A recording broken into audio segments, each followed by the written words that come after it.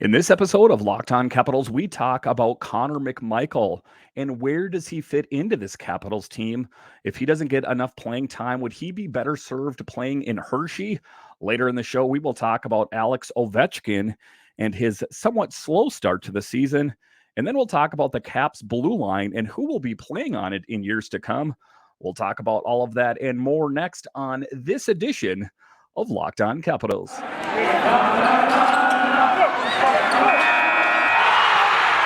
You're Locked On Capitals, your daily podcast on the Washington Capitals. Part of the Locked On Podcast Network, your team every day.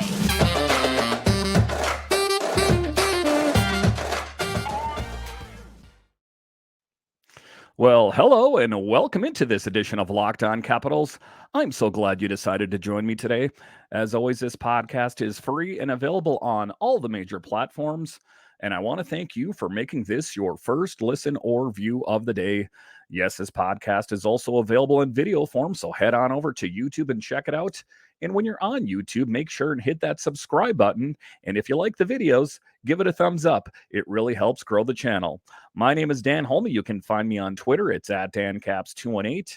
You can find the show on Twitter. It's at Locked On Caps. So just to start it off here, let's talk a little bit about Connor McMichael and his future on this Washington Capitals team. So far, he has only played in one game.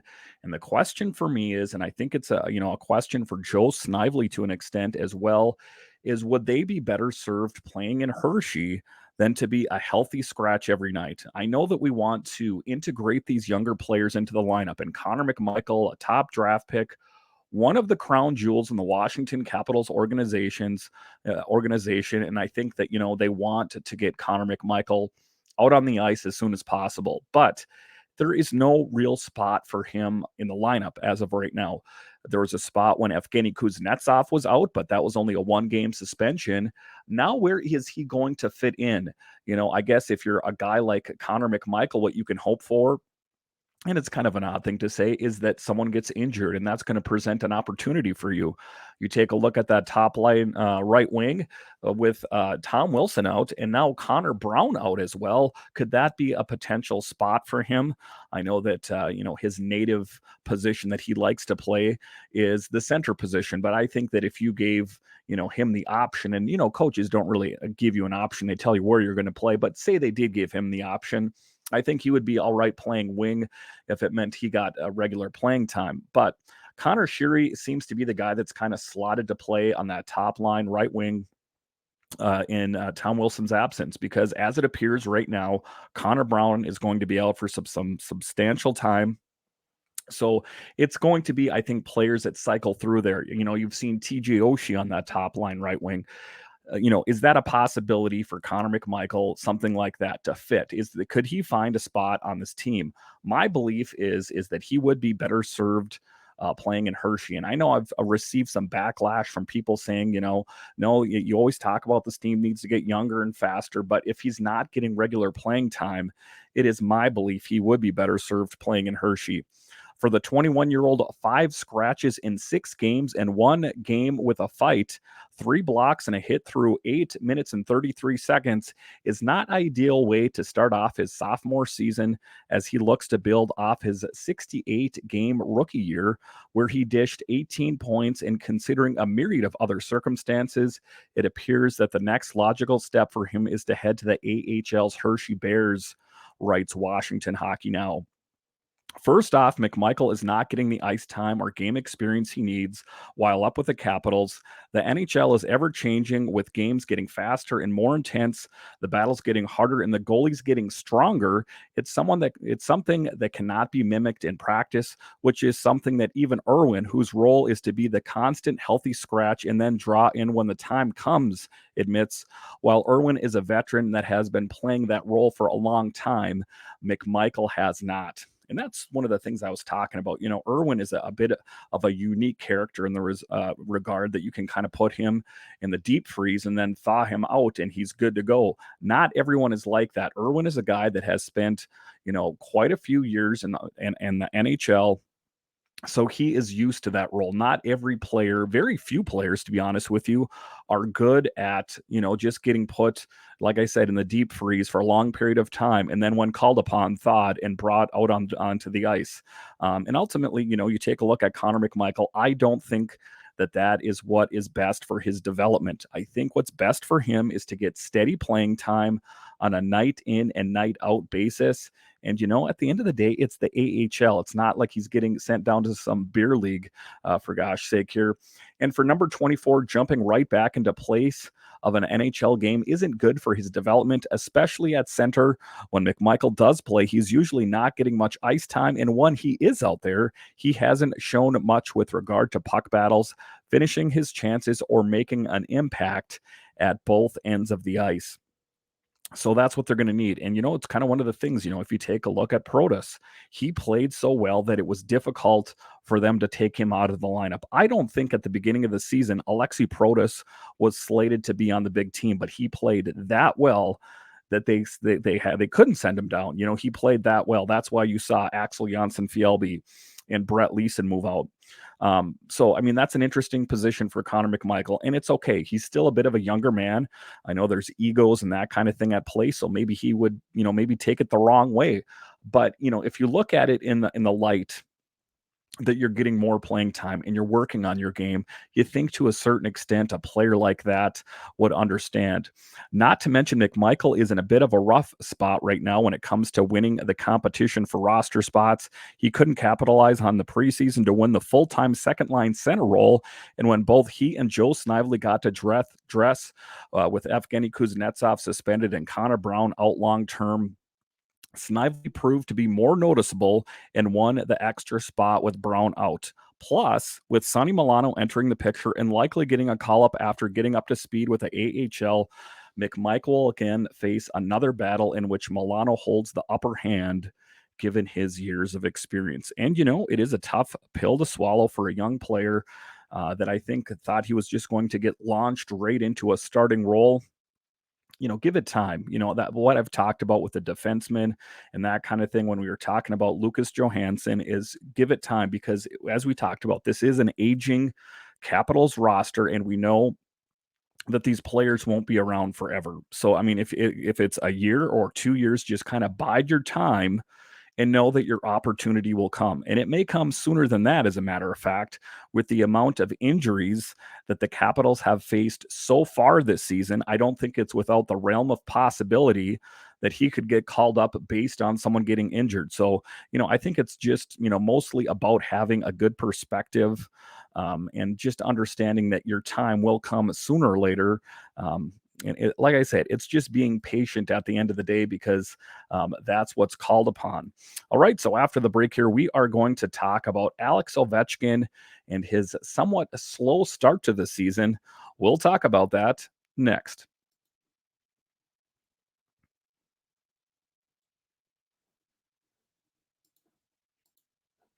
The numbers don't lie. In the last decade, over 4 million people have chosen SimpliSafe home security to protect their home. You don't earn the trust of that many people without doing something right. At SimpliSafe, your safety is the only thing that matters. I know, because I use SimpliSafe in my own home. They protect you with cutting-edge security technology powered by 24/7 professional monitoring agents who always have your back. Here's why I love it. I had an issue where someone broke into my house. SimpliSafe was there to help dispatch the police and take care of the situation. With 24/7 professional monitoring, SimpliSafe's agents call you the moment a threat is detected and dispatch the police or first responders in an emergency, even if you're not at home or can't be reached. SimpliSafe blankets your home in protection with advanced sensors for every room, window, and door, HD security cameras for inside and outside your home, smarter ways to detect motion that only you and know that the threat is real, and even hazard sensors that instantly detect fires, floods, and other threats to your home. Our monitoring experts use proprietary advanced response technology to visually confirm when a break-in is real, so you can get the highest priority police dispatch. Customize the perfect system for your home in just a few minutes at simplisafe.com/lockedonnhl. Save 20% on your SimpliSafe security system when you sign up for an interactive monitoring plan and get your first month free. Visit simplisafe.com/lockedonnhl to learn more. There's no safe like SimpliSafe. All right, welcome back into this edition of Locked On Capitals, where it's your team every day. In this next segment, we are going to talk about Alex Ovechkin in his somewhat slow start or ordinary start to the season. Ovechkin has 5 points, 2 goals, 3 assists, and 4 of those points came against Bruce Boudreau's Canucks, the only team yet to register a win. Tampa Bay's Steven Stamkos leads the league with 7 goals. It's far too early to be concerned. Obviously, history always says Ovechkin's shooting percentage, which is currently 9.1, is going to improve, but it might be a bear watching. The Caps captain is also the team worst -6. And this a story in the Athletic they're talking about. And I think that Alex is off to a bit of a slower start, but that is okay. When you see what kind of production he ultimately can bring to the table, I'm not really too concerned if he's off to a bit of a slower start. Last season, Ovechkin scored 7 times in the first 6 games en route to a record-tying 9th 50-goal season. Again, it's a very small sample size, but with Nick Backstrom and Tom Wilson out and now Connor Brown out long-term, the Caps desperately need their big guns to be exactly that. Ditto for Kuznetsov, who amassed 3 of the 5 points, all assists, in the third period of the Vancouver game. So suffices to say this entire team is off to a bit of a slow start. You can also put Alex Ovechkin in that conversation as well. Again, I'm not too concerned about Alex getting off to a bit of a slow start. If this is something that continues through, months, then I guess there's a bit more of cause of concern. But just watching this team so far and watching this last game where they were kind of sleeping through the first 2 periods, and then all of a sudden they awoke in the third period and found out a way to beat the Kings. I think that's what it's about. I still think they're kind of slowly working their way into playing games game in and night out. And you're kind of seeing them ramp up and getting more up to speed. If the Caps can continue and Alex Ovechkin can continue to do what they did in the third period against the Kings, then I think that those are good building blocks going forward, putting them in the right direction. But I do think that Alex is on pace for another 50-goal season. And I know that there's a lot of people, including the Athletic and Tarek El-Bashir, that see Alex getting less than 50. I think if I remember right, his prediction was 47. My thought was 52. I know that he's off to a slow start, but if you take a look at the pedigree of Ovechkin and what he has, I think that it's kind of a no-brainer that he would be up for doing something like that. It might not happen, but my projection for him anyway is to end up being that. All right, so the next player to talk about here is Darcy Kemper's workload. One of the things that was talked about is that Darcy has never been on a team where he's carried the bulk of the mail, and he is a bit prone to the injury bug. How is Darcy going to hold up to the rigors of playing an entire NHL season as the number 1 netminder, mind you? The centerpiece of the Caps offseason has started all but one of the Caps' first 6 games, putting him on pace for 68 starts. That's probably not going to happen. Obviously, the heavy workload early was designed to get the Stanley Cup champion going with a new team following a short summer.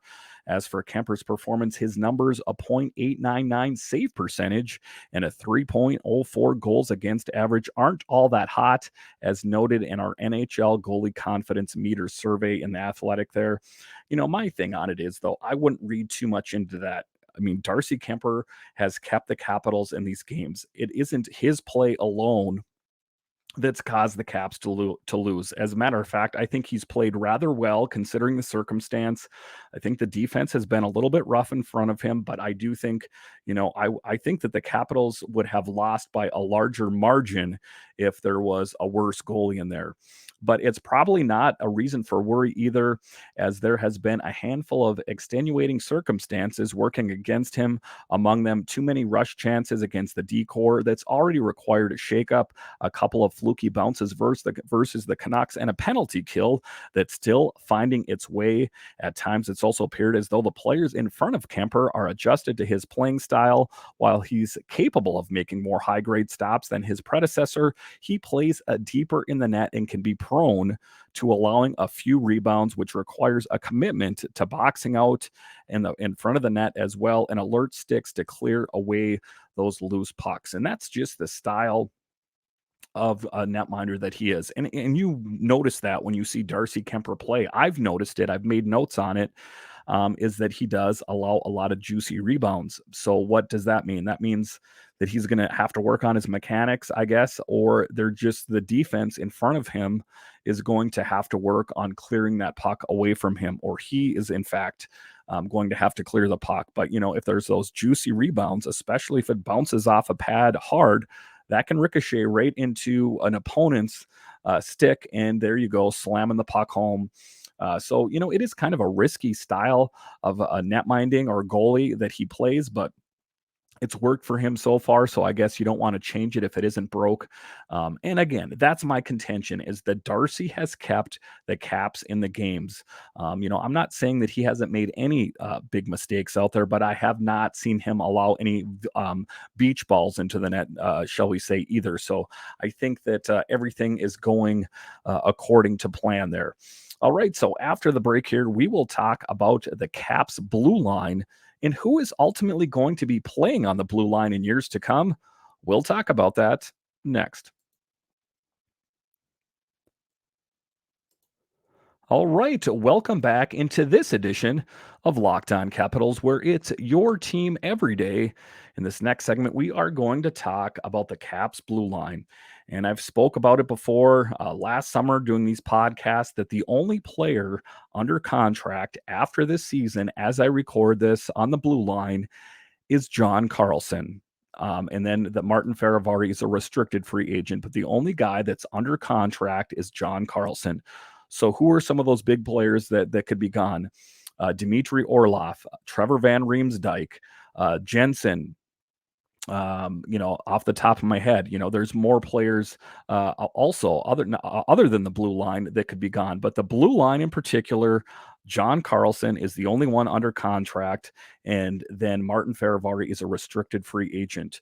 That does pose a bit of an interesting situation for this Caps team. And I know what people are thinking, oh my God, we can't lose these guys.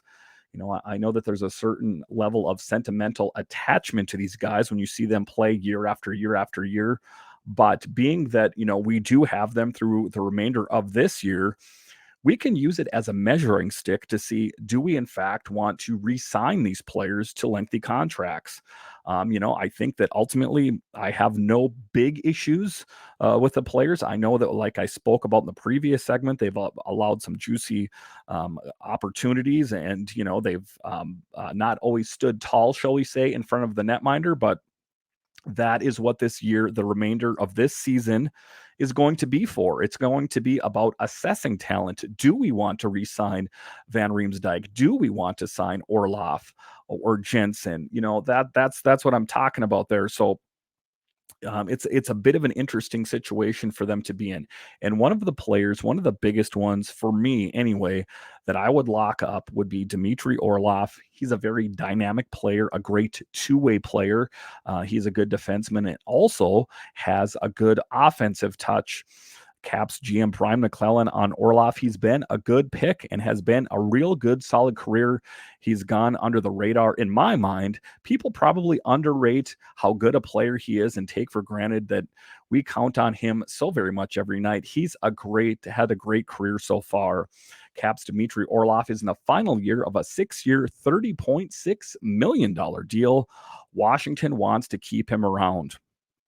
And of course you want to, but it all comes down to money, of course, like all these things in professional sports. Are they going to have enough money to re-sign Orlov? I can't, for me, like I talked about that sentimental attachment, it's not so much, but I cannot picture this Caps team without Dimitry Orlov on this team. He's been there through some very great moments, and he's shown steady improvement year after year. And oftentimes I'll hear people online, they'll tweet me and say, well, he has this mistake or he made that mistake. Of course, they're players. They're not robots. They're not perfect all the time. But for me, as a fan of the team, I like Dimitry Orlov. I think he's a good defenseman. And I also think his kind of two-way play, he's also a good offensive defenseman that I think that, that what creates great value for me for him on this team. McClellan, he's been a big part of our organization for a long time. We would like to keep him. We would love to see him here for the rest of his career. The Caps will have to make some decisions, like I talked about, on their future. Orlov, Jensen, Gustafsson, and Van Riemsdyk are all slated to hit free agency next summer. Gustafsson was another one that they picked up on a one-year deal, kind of a prove-me deal. He's a bit of a journeyman. He's played on some different teams, so it's kind of like it's a prove me deal for a guy like Gustafsson. And you take a look at Jensen. His first year here was a little rough, but Jensen is one of the guys that has shown improvement year after year. He was on the trading block a couple of years ago. But has shown improvement, and that's what it's about, is showing improvement year after year. Are they going to want to sign these guys, all of them, to extensive contracts? Probably not. Are we going to lose some of those defensemen? Of course. So it's not an ideal situation, but that's what we can use for the rest of this season as a measuring stick. How did they perform? You can look at the totality of their career, and then you can see how they played the remainder of this season, and then use that as a judgment to say, do I want to pursue this player? Do I want to pursue signing them? And then kind of look, how much money are they looking for? Like I said, it all comes down to money at the end of the day. Dimitry Orlov is a guy who's, like I've talked about, a great two-way defenseman. Those guys don't come cheap. So that his agent and Dimitry, they're going to be looking for the best offer out there. I think that, of course, there is some bigger reasons for him to stay here, being his fellow Russian countrymen in the form of Alex Ovechkin and Evgeny Kuznetsov. So I think that kind of makes it an interesting situation, but we hope that the Caps can keep as many of those defensemen as possible, as long as they could keep continuing to perform at a high level. I don't see why not trying to sign up as many of them as you possibly can. Thank you for making Locked On Capitals your first listen. For your next listen, check out the Locked On Sports Today podcast, the biggest stories of the day, plus instant reactions, big game recaps, and the take of the day, available on the Odyssey app, YouTube, and wherever you get your podcasts.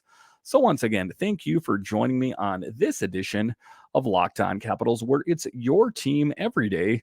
My name is Dan Holme, and I'll talk to you again next time.